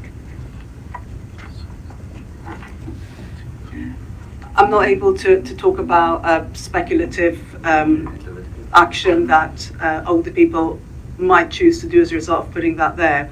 What I will say is if at the council we've had a fire risk assessment that tells us there's a high or medium risk of the current situation of the bins, we've addressed that issue by moving obviously to a more safer option. If there is an issue about older people not being able to get to this bin, then that's something that we would expect to be raised with the housing officers to see what can be done. But I find it hard to sit here and speculate about something that might or might not happen in the future without evidence. Okay, thank you. Nobody else has indicated they want to speak at this stage, so unless there are any formal recommendations of any kind, then I suggest that we are looking at noting once again this petition on this occasion. We've taken on board what's been said to us, the response from council officers, which I think is helpful, and that we, I think, are in agreement that fire safety is paramount, but that a wider consultation can be helpful, sensitivity to the community, aesthetics, etc. should be borne in mind, and that there are learning points which have been recognised. But thank you. So thank you very much for your input there. We will move on to item 10. Now, item 10 is a petition, another petition on Faraday House. Now, this issue is currently, the council is taking legal action in relation to the property in question, and a report on the outcome, I'm told, will be available in due course. Given this is subject to legal proceedings at the moment, I would strongly suggest to this committee that we do not enter into discussions on this petition this evening. We merely note it. I think it would be not a great idea to be discussing an issue that is subject to a court case. Unless there are any concerns raised about that or any questions, we'll move on straight on. That's okay. Okay, thank you for your understanding on that one. I'm sure we will have more information coming through on that in due course. So item 11, and again apologies for the late information. That was very much out of the control of this committee on this occasion. The Climate Emergency Design of Citizens Assembly. I hope that you've had, or some of you have had a chance to read at least some of the report, which I think is a very interesting and useful report, well worth a bit of time when you have it. And the proposal, obviously, of a Citizens Assembly, particularly on this topic, I think is a very interesting debating point. Now, what we've been asked to provide by this deadline, which is not a lot of time, and this committee seemed the only possible forum in which we could do so in the time given, and it was appropriate to what the remit of this committee is for any feedback on the proposals that we now have, albeit late in the day. I appreciate that it's probably quite difficult for us to come to any conclusions. So just as a little bit of guidance for you, the City Council, Exeter City Council representatives on the Devon Climate Emergency Response Group are the Chief Executive Kareem Hassan and Bruce Luxton. And we can pass our comments, should we have any this evening, through them. One of the steers you may want to consider is on the question of participants for the People's Assembly, e.g. the Community Association reps or others. So I hope that's a helpful starting point. I'm happy to open it up for discussion. Councillor Sheldon. Thank you, yes. Great by Apathy you mentioned that, because that's precisely the point I wanted to come in on. It does actually, the first thing I looked for in the report was how you compose the Citizens Assembly, because to me that's key. If you don't get the right people on it, then really you are wasting your time. And I don't want representatives from community associations. I don't want special interest groups. The recommendation here is they basically more or less get a random sample from electoral registers across Devon and balance it to make sure they don't have everyone over 60 or over and only 16 years old and so on. Because the whole point of this is it's meant to be an independent group that is representative of the community, and self-nominated people are not representative. I wouldn't put this room up as a representative of the community of Exeter. We are different from normal people, I think it's fair to say. So I'm particularly pleased, and they've recommended two options. Yeah, oh God, this is being broadcasted. Never mind. They've got two options, and I definitely prefer the first, not going to an existing sample that's been created by another group, because it's going to be imperfect. There's other stuff I want to mention, but I'll let someone else have a go. Councillor Wardle. Yes, Chair, the question I have, who's going to fund this? Because I notice, I mean, it seems the Devon Climate Emergency Secretariat, which is currently the County Council Environment Group, is going to organise it, but further down, the participants are going to be paid a rate of £100 a day and associated travel and childcare. Then there's the hire of the meeting rooms and so on and so on. This, I think, will probably quite escalate rapidly, and I just wonder who's going to pay for it. I don't know the answer to that unless anyone else in the room can help. There's no reason why we can't ask that question. Part of our feedback. Just going to come on that point, because in their full environmentally friendly 50-page report, which was attached to it, on page 40 something, the budget is there. And the budget is £144,000 for 100 people to be involved in a consultation exercise, in effect, which works out at £1,500 per person. What concerns me is, particularly in a diverse county like Devon, the idea of having 100 core participants then travel around each part of the region does seem to me a strange way of doing it. I would much rather have 400 groups, because it isn't supposed to be a number game, but it's supposed to be representative. As a person born in North Devon, I tend to think we're slightly different than you people in Exeter than people in Plymouth or Torbay. So I personally would go for not one group of 100 people commuting around the whole of the county. I much prefer them to think of 4 different ones, and I'd much prefer them to think of Oakhampton rather than Tavistock as a fourth setting off place, because I tend to think Tavistock now is affected commuting with Plymouth, so if you've already got Plymouth already.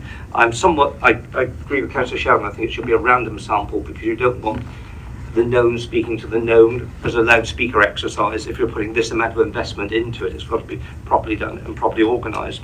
Also, I tend to think there's got to be a balanced viewpoint within it. They talk about a diversity of view within it, but I think often a diversity of view is people who agree with their viewpoint. It's just a range within that loudspeaker spectrum, and I think it's got to be fully across the spectrum of views, from the faithful to the agnostic, to the opposed, to get a balanced view of what the community wants. And what concerns me at the end of the day is that you've got these 100 people meeting, discussing, but someone has got to frame the discussion.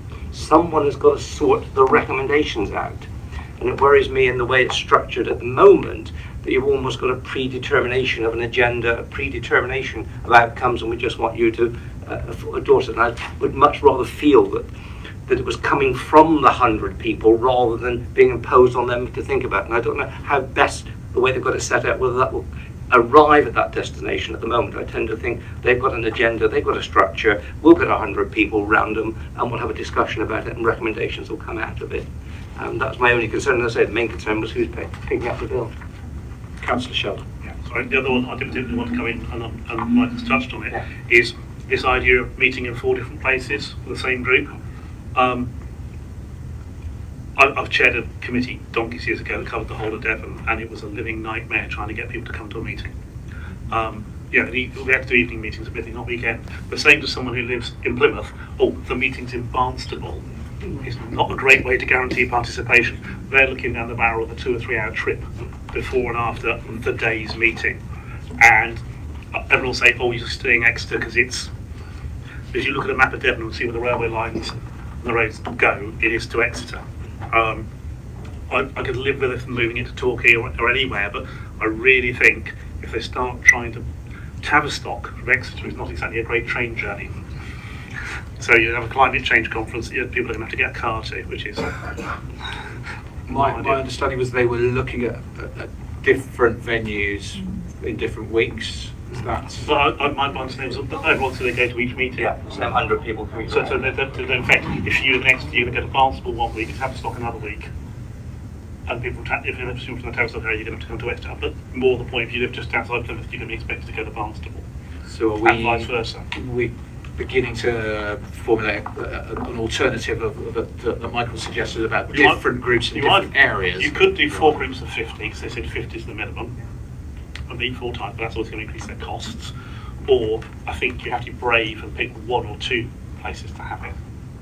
Because I think realistically they're talking about dropout. If you say to people, well, your first meeting is near you, and then the second one's Exeter and the last one's Barnstable, you can imagine what's going to happen as people start dropping out. Right. So reducing enough places, so perhaps it's easier actually to get to Exeter and Plymouth for everybody than. Yeah. Okay.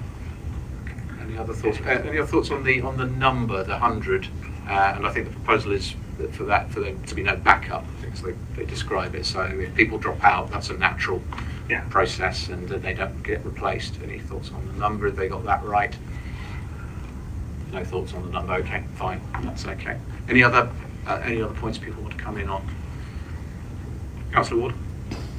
Yeah, just I mean, 4 separate days at weekends over a 7-week period. I mean, now is the season for 9 closures at weekends of the railway. It's built into the. I think we should book a special train on the train. It's the sort of thing that that could be quite difficult, and the last thing we want to be is the participants in this getting into cars to get there, because it rather defeats the purpose of the exercise. Yeah. So, Councillor Ward, are you suggesting fewer dates for those people to, and with fewer locations, fewer dates to Expecting people to travel by public transport. And requirements. Yeah. So making it easy for people. Electric minibus will leave shortly. Okay. Councillor Kevin Mitchell. And picking up on Councillor Wardle's point as well, I do find it strange that they've specified so specifically when the meetings will occur, particularly at weekends, because in a modern society, people's lives are very different now. And to specify that it has to be at a weekend, you're potentially excluding elements of society from wanting to be involved in this process. So it does seem a bit strange that that's specific to that degree.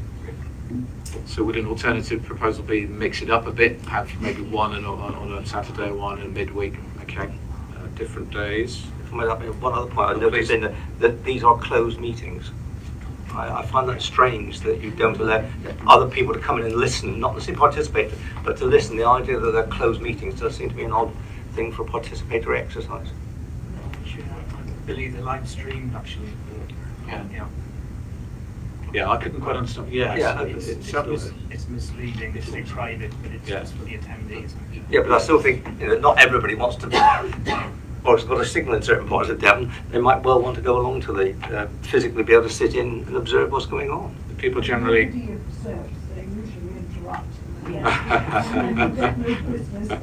Well, democracy. So is that a general feeling of the room that actually it should be open to observers, to an audience? I think if it's live stream. I'll bring Councillor Patterson, because you've not spoken yet, and I'll come back to you. Certainly, I agree with most of what he's Yeah, said. yeah. No point in me prolonging the meeting. But I think I can suppose the reason for the closed meetings would be to prevent disruption, etc., which will almost certainly take place if they're private meetings. I shouldn't be quoted saying that, but it's highly likely. Jeremy Corbyn's on. I mean, a possibility might be for perhaps people to observe in a neighbouring room, or something of this, perhaps, or ways where they could see what's going on. In live streaming, yes, I get the point. People sitting at home watching a live stream of this all day. Yeah, they're going to live stream it, so Yeah, that might not be sufficient, I think. I think the opportunity of maybe being of observation nearby, that happens in a lot of events. Some slightly different views on that, But but maybe review whether or not there would be a possibility of disruption, because it's not said that it would be. I'm sure that's the motive behind it being closed. so to perhaps for them to we would comment that to reflect on how, but yeah, particularly so for people to be able to observe who don't necessarily have access to live streaming. Right. Okay. We understand the potential issues arising from an audience in the room. Yes. Are there other ways to do that? Okay. They Okay. reflect on various needs of other people. Come back to you, Councillor Short. No, it's fine. You can say all of it. Okay. Sorry, Councillor Warren. I just think that particular, without labouring the point, that particular paragraph is so full of contradictions that they're going to have to rewrite that. I mean, you can't have a private meeting conducted in private with observers, evaluators present, and recorded and live streamed. That's the definition of not being private. It's a very odd and confusing word to use, I think, yes. Yeah, well, we could even suggest that we change that definition of private. Okay. Okay. Any other comments that we would wish to feed back? This is pretty much, I think, the only opportunity for this council to do so. So, okay. Well, I think that's. It's unfortunate that we got it quite so late, because I did think about it, but not as hard as I might have. Yeah, I know Howard was chasing as much as he could. Yes, we do feel like a bit of an afterthought here. That's true. Although we appreciate it as a Devon County Council run thing, but yeah, if they do genuinely want our views, then a little more notice would have been helpful. I think on the point of the cost, I think democracy is expensive. Goodness knows how much this general election is costing this country. So I don't know that £144,000. It sounds a lot, but it's actually that out of keeping for these things. But it's another question we can pass back. You know, can they? Perhaps we. I don't know how we phrase that, but consideration of the cost, raised to my minds. Yeah, the cost efficiency and effect. Yeah, okay. Yeah, we queried the cost efficiency and whether savings could be made. Okay. How was that? How does that? we may need to talk later. I've made some notes too. But great. Thank you all. That's helpful. We'll move on to item 12. Items for consideration for future meetings. and this will feed back to the strategic program board. Now, the 3 bullet pointed items you have came out of our initial strategic scrutiny program board. Thank you. All these terminology you have to get your head around when you're in the middle of a general election. These were the 3 of the things that came up pertinent to this committee. So the community safety partnership, procurement, and recycling, all 3 big, broad areas. So I think we would need to identify aspects, if you are agreeable to those as or one or some or those as being areas you would like to look at further. What aspect of them particularly, and I know Joe Yelland raised this when we met at the chair's pre-briefing for this committee, did say, happy to help on community safety partnership, but it's a big area. It would be useful to have a steer on exactly sort of what elements of that you were looking into. And just to kick things off, that was my suggestion, and I think it comes out of the number of issues that we have in my ward and other parts of the city, particularly city centre, about drugs and antisocial behaviour. And I suppose it's about our policy. Is it working? What is the partnership with the police? Is the resources of the police the biggest problem here? What else can we do? That's the sort of area I was looking at. But I'm really happy to open all of this open to you all and have your thoughts. You may have other ideas beyond these 3, but we thought we'd kick it off with a starting point. Councillor Oliver, then Councillor Mitchell. I would like the group to scrutinise the council tax support policy. Do you want me to say why? Please, yeah. This was discussed earlier in the year, and this has been put forward, and I've seen it again in the next work schedule. And I don't know if I'm allowed to say what was suggested last time. Was that confidential? Suggested last time? Well, when it was discussed in leaders group. Yeah, thank you, Bindi. Please, yeah. Through you, Chair, these were some proposals that was discussed in a private meeting with members. Okay. So it's confidential.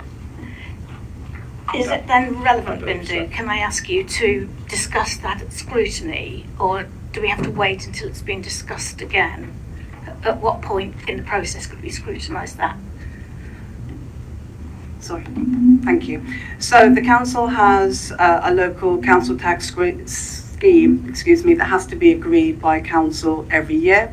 So the next meeting of executive will be invited to recommend to council that we keep our existing scheme for another year.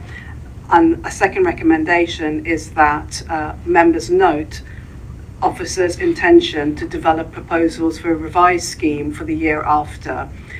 As part of those proposals, officers have already talked to some members about the fact that we would want to have a working group of members so that when we're developing the scheme in the very early stages, members are allowed to understand what we're trying to do and input at that point.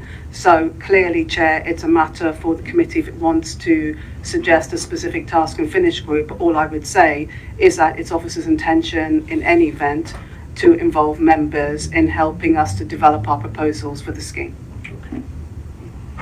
Does that help, Councillor Oliver, in terms of reassurance that we will be consulted? I think so. We could come back to that. That's, should that prove to be, the feeling to be that's not sufficient, we could look at it again. Bindu, please.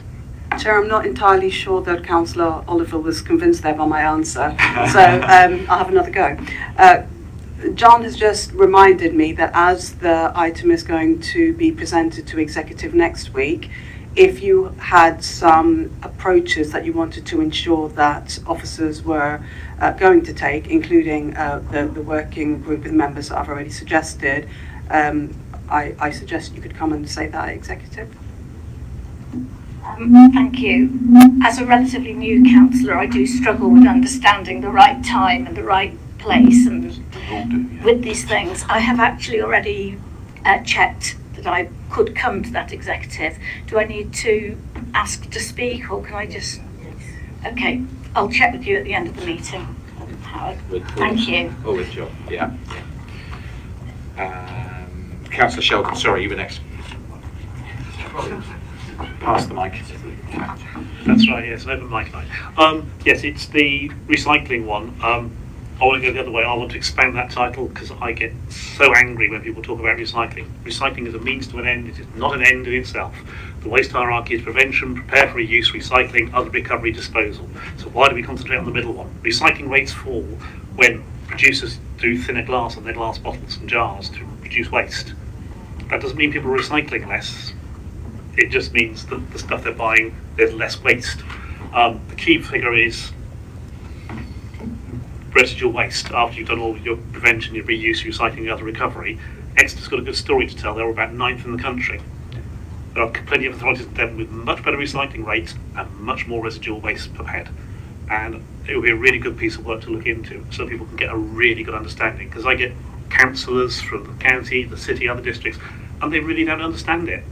And it would be really good for people to get a real grip on how it works and what we should be doing.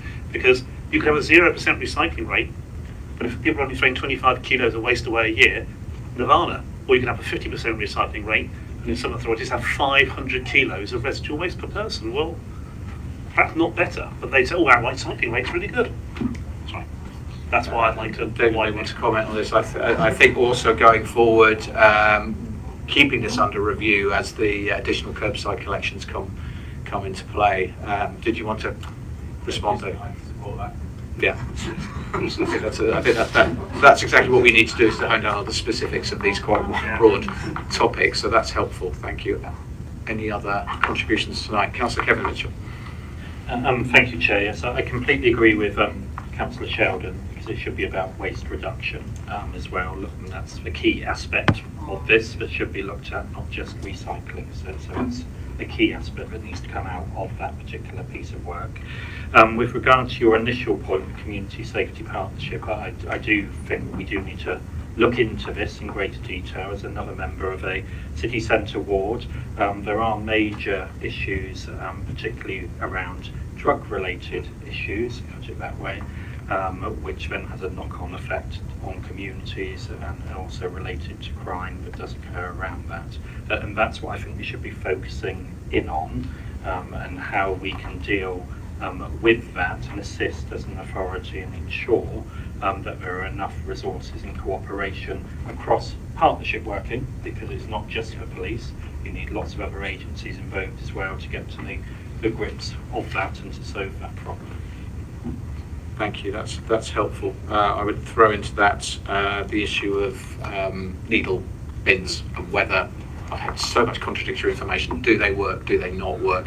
Where they're placed? Those sorts of things. I think that would be one bullet point item for that topic. And anything procurement. It's a procurement update. I struggling to remember what the specifics of this were and who raised it, but if anyone has any thoughts on that or any other ideas, well, this is a starting point, so we can come back to this. We can come back to this again, and I'm sure we will. Councillor Patterson. Yeah.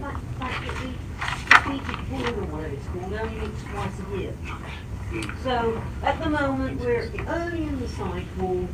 We're straining ourselves to get used to the new system, to what's effective and what works. We will only have, apparently, input to have our suggestions considered twice a year. I think that mechanism needs to be looked at more closely. Thank you. It has the mechanism of ineffective. This was raised at our initial board meeting. John, do you want to comment as well on the additional board meeting? Indeed. I just think to say yes, it obviously needs to be looked at more often. You're going to reassure you, you'll have the annual amount of meetings within the first 6 weeks of the new structure being set up, because you've got another meeting in 10 days' time.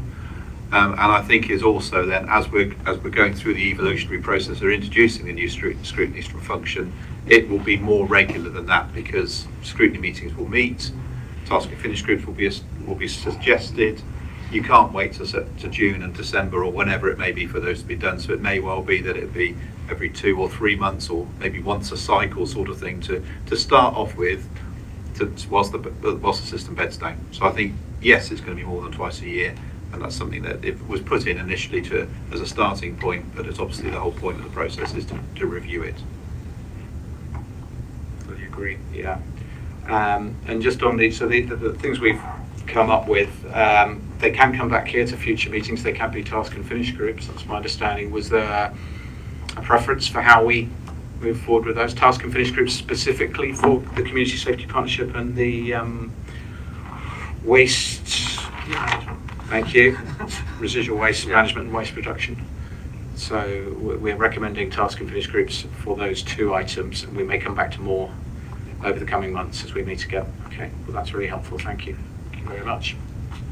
Okay, that just leaves the date of the next meeting, which is scheduled for Thursday, the 6th of February. Usual time, usual place. Thank you very much indeed. Good luck with your campaigns. We'll see where we are in a few days' time. Thank you, and thank you.